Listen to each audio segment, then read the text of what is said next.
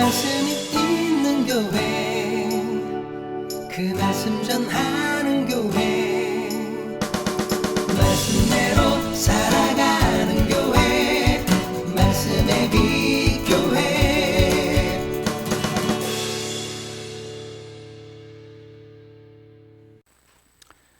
오늘은 어울림이라는 제목으로 함께 말씀을 나눠보고자 합니다.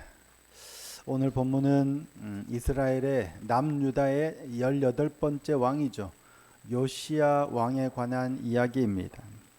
요시야가 8살의 왕이 돼서 무려 31년 동안 통치했다라는 기록입니다. 8살의 왕이 돼서 31년 동안 남유다를 다스렸던, 통치했던 요시야 왕에 대한 성경의 평가는 긍정적이에요, 부정적이에요? 네, 긍정적입니다. 자, 성경에 그에 대한 성경의 평가입니다. 2절입니다. 함께 한번 읽어보실까요? 2절입니다. 시작. 요시야가 여호와 보시기에 정직히 행하여 그의 조상 다윗의 모든 길로 행하고 좌우로 치우치지 아니하였더라. 아멘. 성경의 평가는 좋습니다. 선한 왕입니다. 남북, 그러니까 사울과 다윗과 솔로몬 이후에 르호보암과 여로보암 때 남북으로 나뉜 이후에 남유다 왕이 총 20명입니다. 근데 그들 가운데 여호와 보시기에 정직하게 행하였다, 다윗과 같이 그의 조상 다윗처럼 정직히 행했다라고 평가받는 왕이 8명입니다. 그러니까 12명은 하나님이 보시기에 악을 행했어요. 그의 조상 다윗과 같이 행하지 아니하고 여호와 보시기에 악을 행하였다라고 평가받는 왕이 12명. 8명은 여호와 보시기에 정직히 행하였다라고 평가를 받지만 그 중에서도 6명은 여호와 보시기에 정직하게 행했지만 뭐가 단서가 붙어요. 산당은 제거하지 않았다라는 부정적인 평가가 동시에 나오는 왕이 6명이에요. 근데 이 20명 중에 딱 2명, 13대인 히스기야와 18대인 요시야, 이 2명만 부정적인 평가가 없어요. 하나님이 보시기에 그의 조상 다윗과 같이 정직히 행했다라고 평가받는 2 왕이 히스기야와 오늘 본문에 나오는 요시야, 이 2명이에요. 열왕기하 18장에서 25장, 열왕기하가 25장으로 돼 있죠. 18장에서 25장까지 이 히스기야로부터 나라가 남유다가 멸망하는 시드기야까지 8명의 왕을 다루고 있어요. 근데 8명의 왕 가운데 2명, 히스기야와 요시야가 들어가 있어요. 그런데 정직하게 행한 이 2왕 말고 6왕은 긍정과 부정이 동시에 있는 왕이 한 명도 없어요. 다 부정적이에요. 그렇기에 나라가 결국 망하게 되는 거죠. 바벨론에 의해서 망해요. 그러니까 북이스라엘이 언제 멸망했냐면 히스기야 왕 때 멸망해요. 그렇죠? 호세아 3년에 히스기야가 왕이 되었는데 그의 6년에 북이스라엘이 망해요. 그러니까 북이스라엘이 망한 뒤 히스기야 왕 때부터 남유다가 망하기까지 8명의 왕이 있는데 그 중에 히스기야와 요시야는 하나님이 보시기에 정직하게 행하는데 나머지 6명은 완전히 엉망이에요. 그 중에도 요시야 왕의 할아버지가 누구냐면 므낫세예요. 므낫세는 무려 55년이나 통치하면서 하나님이 보시기에 가장 악을 행한 왕으로 평가받는 남유다 왕 중에 한 명이에요. 그리고 그가 죽은 후에 그의 아들 아몬이 왕이 됐는데 아몬은, 그러니까 요시야 왕의 아버지 아몬은 딸랑 2년 통치하다가 거기다가 어떻게 돼요? 그의 신복들에 의해서 반역을 당해서 죽임을 당하게 돼요. 이처럼 6명의 부정적인 왕들 사이에서 요시야가 끼어서 왕이 돼요. 히스기야가 정직하게 행했죠. 그 뒤에 7명의 왕인데 요시야 앞뒤로는 완전 악한 왕들밖에 없는 거예요. 그런데 요시야는 더구나 8살의 왕이 됐어요. 그런데 어떻게 요시야가 이처럼 정직하게 행할 수 있었을까 하는 거예요. 더구나 그의 아버지 아몬은 24살에 신복들에 의해서 죽임을 당했죠.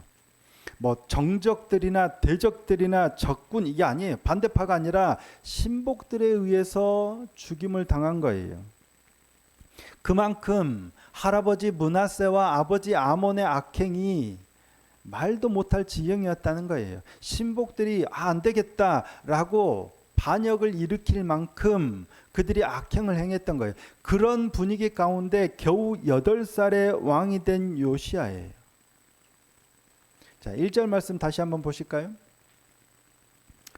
요시야가 왕위에 오를 때 나이가 몇 세예요? 8세라. 예루살렘에서 31년간 다스리니라. 그의 어머니의 이름은 여디다요 보스갓 아다야의 딸이더라. 이게 요시야에 관한 가장 기본적인 기록이에요. 그리고 요시야가 하나님 보시기에 정직하게 좌우로 치우치지 않고 정직하게 행하였다라는 평가가 나와요. 이런 암울한 시대에 암울한 할아버지, 아버지 그리고 뒤로 이어지는 이런 암울한 시대에 고작 8살의 왕이 오른 요시야가 어떻게 하나님의 말씀을 따라서 정직하게 행할 수 있었을까 하는 거예요. 무엇 때문일까요? 누구 때문일까요? 충분히 우리가 생각해 볼 수 있지만 정답은 알 수 없을 것 같아요. 오늘은 그걸 좀 알아보고 싶어요. 함께. 오늘 본문은 그처럼 요시야가 하나님 보시기에 정직하게 행하였다 평가받는 가장 중요한 두 사건을 기록하고 있는데, 하나가 뭐냐면 성전을 수리한 것, 그리고 또 하나는 율법책을 발견하여 그 앞에서 옷을 찢은 것이에요. 그러니까 성전을 수리한 것과 율법책이 하나님의 말씀이죠. 요시야가 왕이 된 지 18년째 되던 해에 성전 수리를 명합니다. 자, 3절 말씀입니다. 요시야 왕 18째 해에 왕이 무술람의 손자 아살리아의 아들 서기관 사반을 여호와의 성전에 보내며 이르되. 왕이 된 지 18째 해예요. 8살에 왕이 됐으니까 18째이면 그의 나이가 25살이에요. 왕이 된 지 18년 만에 성전 수리하라고 서기관 사반을 보내는 거예요. 대제사장 hil기야에게. 그러면 그 17년 동안은 무슨 일이 있었을까요? 성경은 기록하지 않아요. 요시야가 왕이 돼서 17년 동안 무슨 일이 있었는지 기록하지 않는데, 그 안에 무슨 일이 있었으니까 지금 성전을 수리하라고 시킨 거예요. 좋은 일이 있었을까요? 나쁜 일이 있었을까요? 아마도 좋은 일이 있었는지 모르겠지만 좋은 사람들과 교제했던 것으로 보여요. 요시야라는 이름의 뜻은 뭐냐면 하나님 여호와께서 기초를 놓다라는 의미예요. 그러니까 요시야가 그의 삶을 보니까 하나님께서 그의 기초를 놓으신 게 맞는 것 같아요. 그의 이름처럼 하나님께서 그의 기초를 놓으셨는데 그 기초가 언제 놓였을까 모르지만 그 17년 어간에 아마 하나님께서 기초를 잘 놓으셨던 것 같아요.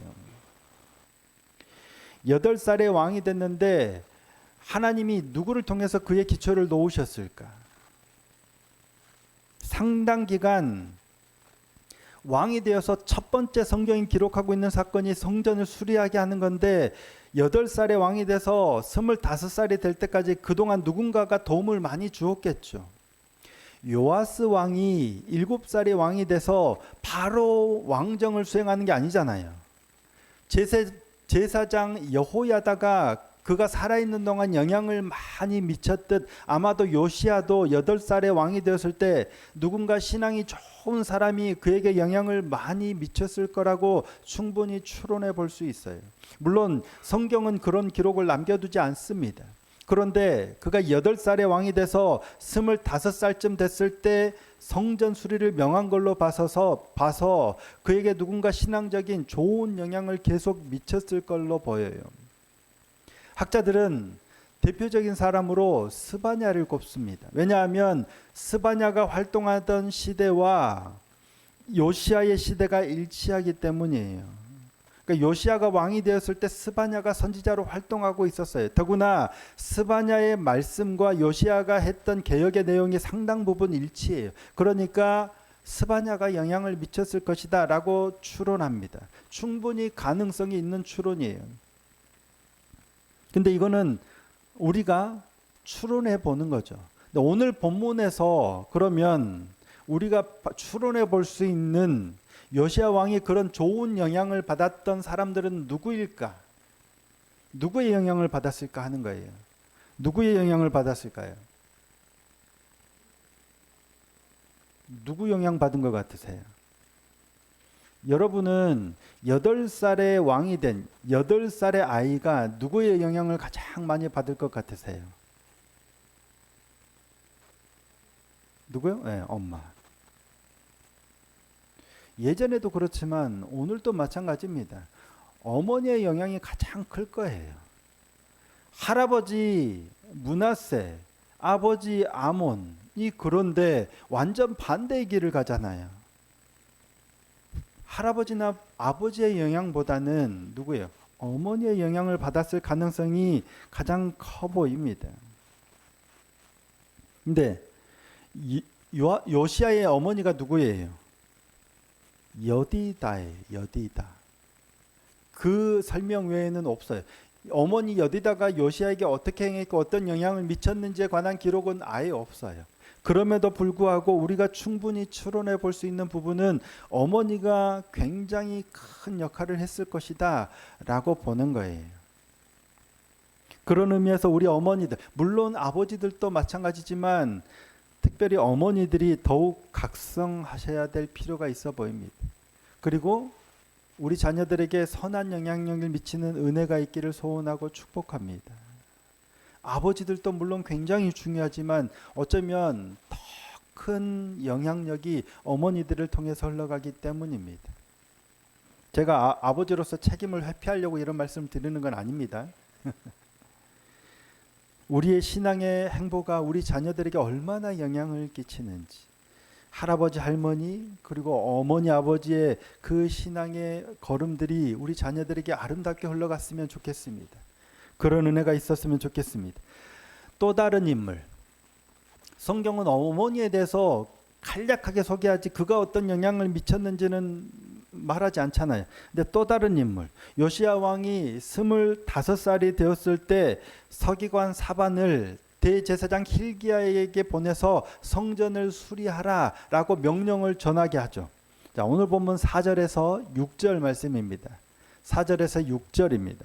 너는 대제사장 힐기야에게 올라가서 백성이 여호와의 성전에 드린 은 곧 문 지킨 자가 수납한 은을 계산하여 여호와의 성전을 맡은 감독자의 손에 넘겨 그들이 여호와의 성전에 있는 작업자에게 주어 성전에 부서진 것을 수리하게 하되 곧 목수와 건축자와 미장이에게 주게 하고 또 제목과 다듬은 돌을 사서 그 성전을 수리하게 하라. 요시야 왕이 서기관 사반을 통해서 대제사장 힐기야에게 한 명령이 이거잖아요. 뭐를? 성전 문 지키는 자가 수납한 은을 얼마인지 계수해서 성전을 맡은 자에게 주라는 거예요. 그러면 성전 맡은 자가 성전을 수리하는 자들, 그러니까 누구예요? 목수와 건축자와 미장이들한테 그 은을 줘서 성전에 부서진 데를 수리하게 하라는 거예요. 이게 명령이에요. 그러면서 독특한 명령 한 가지를 첨가하죠. 그게 뭐예요? 은을 회개하지 말라는 거예요. 자, 7절입니다. 그러나 그들의 손에 맡긴 은을 회개하지 말지니 이는 그들이 진실하게 행함이니라. 성전을 수리하라고 명령을 내리는데 그 모든 일에 회개하지 말라는 거예요. 이유가 뭐예요? 그들이 진실하게 행하기 때문이라는 거예요. 맡긴 은을 회개하지 말라는 게 말이 되나요? 그런데 그런 명령을 내요. 이유가 뭘까요? 그들이 진실하게, 그들을 믿을 수 있으니까 굳이 회개하지 말라는 거예요. 그들이 평소에 얼마나 정직하게 살았으면 왕이 그런 명령을 내릴까요? 굳이 그런 명령 안 내려도 되잖아요. 정직하게 행하라고 하라라고 해도 되는데 꼭 회개하지 말라는 거예요. 그들이 진실하게 행하니까. 어떻게 이게 가능할까? 성전을 수리하는 목수와 미장이와 건축자들, 이들이 그들만 특별히 정직해서 가능할까요? 그들만 정직하면 왕이 그들을 신뢰하니까 회개하지 말라라고 명령할 만큼 이게 가능할까 하는 거예요. 공무원들이 되게 정직해요. 공무원들이 정직하니까 그들이 하는 일들을 점검하지 말고 회개하지 말고 그냥 일을 맡겨. 얼마든지 그들이 원하는 대로 요구하는 대로 돈을 주고 회개하지 마, 감사하지 마, 감찰하지 마. 가능한가요?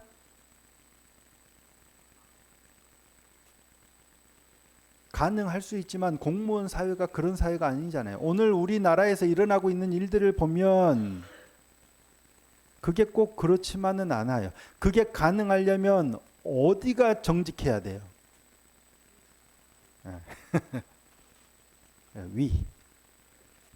위가 일단 정직해야 아래도 정직한 거예요. 아래만 정직하다 이게 되는 게 아니더라고요. 다 정직해야 가능한 거예요. 공무원들이 특별히 안정직하고 안성실한 게 아니에요. 늘 해요. 그런데 어디 영향을 많이 받느냐 봤더니 위에 영향을 어마어마하게 받는 거예요. 그들이 특별히 정직해서 진실해서 회개하지 말라고 한 게 아니에요. 그들이 그러려면 어디가 정직해야 되냐면 위에도 정직해야 된 거예요. 누군가 그런 얘기를 하더라고요. 학장을 세우는데 A급을 데려다가 학장을 세우면 학장이 A급들을 데려다가 교수들을 데려다 채운대요. 근데 B급을 학장으로 데려오면 A급을 데려와요, 안 데려와요? 절대 안 데려온다는 거예요. B급 학장을 세워놓으면 똑같은 B급을 데려오든지 아니면 자기보다 못한 C급, D급을 데려다가 교수들을 채운다는 거예요. A급 데려오면 학장인 자기가 실력 없는 게 편하니까 절대로 안 데려온다는 거예요. 그럴 것 같다 생각했는데 실제로 되어지는 것들 보니까 진짜로 그런 것 같아요. 각자가 정직하고 진실한 게 단순하고 개별적인 것 같은데 공동체라는 게 결코 그렇지 않더라는 거예요. 리더가 진실하지 않으면 그 조직도 진실하지 않아요. 그 조직이 진실하면 다 그런 건 아니겠지만 리더에게 상당한 그 지분이 있는 것 같아요. 자, 잠언 29장 12절 말씀입니다. 잘 아시는 말씀이죠. 관원이 거짓말을 들으면 그의 하인들은 다 악하게 되느니라. 리더의 영향력이 자리가 얼마나 중요한지를 보여주는 거예요. 성전을 수리한 데를 수리하고 미장이든 건축자든 뭐 이런 사람들이 왜 진실하게 행하느냐? 이유는 그들이 진실하기도 하겠지만 그와 함께하는 특별히 관리하고 감독하는 맡은 자들, 특별히 더 올라가면 누구에게까지 미쳐요? 요시야 왕에게까지 가는 거예요. 그가 얼마나 그렇게 살았으면, 정직하게 진실하게 행했으면 그게 고스란히 다 흘러간다는 얘기예요. 요시야가 어떠했는지, 요시야가 8살의 왕이 돼서 17년간 18째 해가 될 때까지 어떤 삶을 살았는지를 충분히 가늠해 볼 수 있는 장면이라는 거예요. 그건 또 어디에서 나타나냐면 대제사장 힐기야가 서기관 사반의 말을 듣고 성전에서 율법책을 발견했다라고 전해주죠. 여기에도 이게 고스란히 나타나요. 자, 8절 말씀입니다. 한번 함께 읽어볼까요? 8절입니다. 시작. 대제사장 힐기야가 서기관 사반에게 이르되 내가 여호와의 성전에서 율법책을 발견하였노라 하고 힐기야가 그 책을 사반에게 주니 사반이 읽으니라. 내가 여호와의 성전에서 이 율법책을 발견하였노라 하고 주는 거예요. 대제사장 힐기야가 율법책을 이제 발견했을까요? 그랬을 수도 있지만, 그랬을 수도 있죠. 성전 수리하다 보니까 내가 발견했어. 수리하다 보니까 발견했어. 그래서 줬을 수도 있어요. 그런데 안 그랬을 수도 있어요. 가지고 있던 율법책인데 성전 수리하라고 왕이 명령하니까 발견하였노라 하고 줬을 수도 있다는 얘기예요. 그죠? 진짜 발견해서 줬을 수도 있지만 발견하였노라 하고 줄 수도 있는 거예요.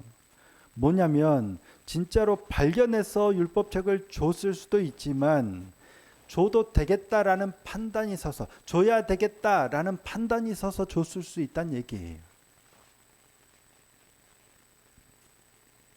11절 왕이 율법책의 말을 듣자 곧 그의 옷을 찢으니라. 율법책의 말을 들으면 뭐예요? 나중에 이 다음 본문이지만 요시야 왕이 우리 조상들이 잘못했구나. 우리가 범죄해서 하나님이 이렇게 우리를 징계하셨구나. 옷을 찢고 마음을 찢고 회개하잖아요. 잘못했다는 우리가 율법대로 하나님의 말씀대로 살지 못했구나. 우리가 죄인이구나. 옷을 찢고 마음을 찢는 거예요. 그런데 하나님의 말씀을 들으면 다 그럴까요? 아니잖아요. 시드기야 왕은 그 말을 듣고 오히려 성경을 책을 찢어서 불에 던져서 다시 써야 되는 지경에 이르는 거예요. 누구나 다 하나님의 말씀을 들으면 마음을 찢는 게 아니란 얘기예요. 요시야 왕은 서기관 사반이 전하는 율법책의 말씀을 듣고 옷을 찢은 거예요. 대제사장 hil기야가 율법책을 발견하였노라 하고 준 건 요시야가 그럴 이제 말씀을 받아도 되겠구나, 전해도 되겠구나라고 판단한 게 아닐까 싶어요. 옳은 말이라고 그것이 하나님의 말씀이라고 해서 다 직선적으로 정직하게 할 수 있는 게 아니라는 거예요.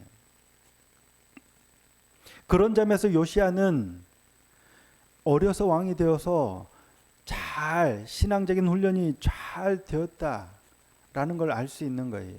성전을 수리하기도 하지만 회개하지 않을 정도로 위아래가 정말 진실하게 맑은 공동체가 이루어져 오고 있었다는 거예요. 거기다가 하나님의 말씀을 이제는 듣고 옷을 찢고 마음을 찢을 수 있는 그런 상태가 되었다는 거죠. 누구 한 사람 잘한다고 되는 게 아니란 얘기죠. 다 같이 서로가 그런 공동체가 되어져 가고 있었다라는 거예요. 친구를 보면 그 사람을 알 수 있다라고 하죠. 나는 어떨까? 우리 공동체는 어떨까? 우리를 보면 우리가 우리를 판단할 수 있을까요? 우리 교회는 괜찮아. 우리 교회는 말씀대로 정직하게 살아. 다. 왜냐하면 끼리끼리 어울리니까 잘 몰라요. 나는 괜찮아. 우리 교회는 괜찮아. 잘 가고 있어. 말씀대로 잘 가고 있어. 분별이 잘 안 된다는 얘기예요. 쉽지 않은 것 같아요.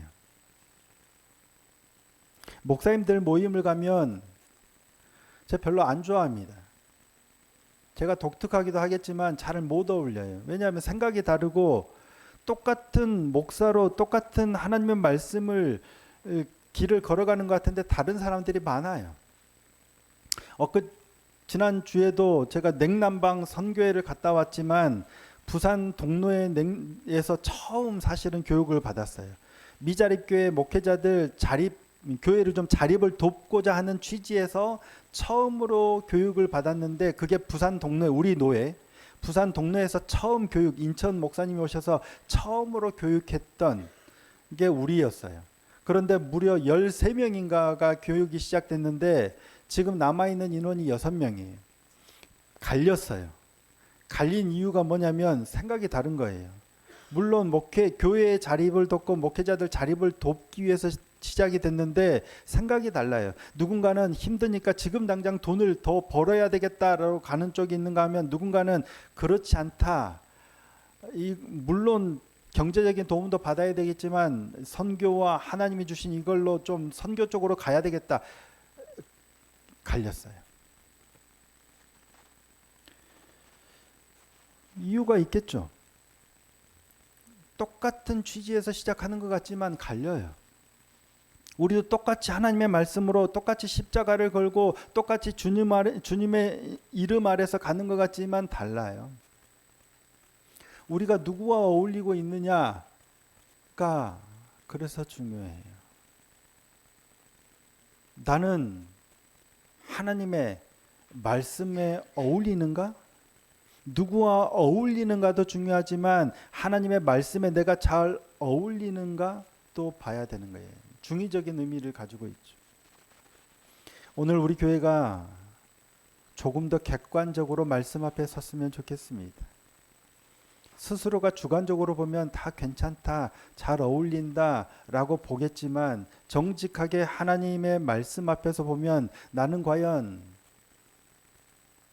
우리는 과연 정직하고 진실한가? 누군가가, 특히 목사가 그러지 못하다면 대제사장 hil기야가 율법책을 건넬 만한가? 아니면 저 건넸더니 책을 찢어버릴 것 같으면 못 주겠죠. 그런 목사가 되지 않았으면 좋겠습니다. 잘못 가면 잘못 가고 있다라고 얘기해 줄 수 있고, 서로가 서로에게 정직하게 진실하게 그렇게 바른 방향으로 한 걸음 한 걸음씩 다가가는 그런 교회가 됐으면 좋겠습니다. 아프겠죠. 쉽지 않겠죠. 하지만 하나님의 말씀이 기준되고 그를 위해서 더 깨어서 서로가 기도하고 기도해 주는 그런 교회로 세워져 갔으면 좋겠습니다. 그래서 우리 말씀의 교회가 수가 많이 늘어나는 교회가 아니라, 그게 목적이 아니라 바르게 하나님께로 나아가는 그런 교회로 세워져 갔으면 좋겠습니다. 우리가 먼저 그렇게 세워질 때 우리 자녀들도 그렇게 요시야처럼 바르게 신앙의 사람으로 세워졌던 것처럼 우리 자녀들도 바르게 하나님의 사람으로 세워져 가는 복된 믿음의 말씀의 교회가 될 수 있기를 예수님의 이름으로 축복합니다.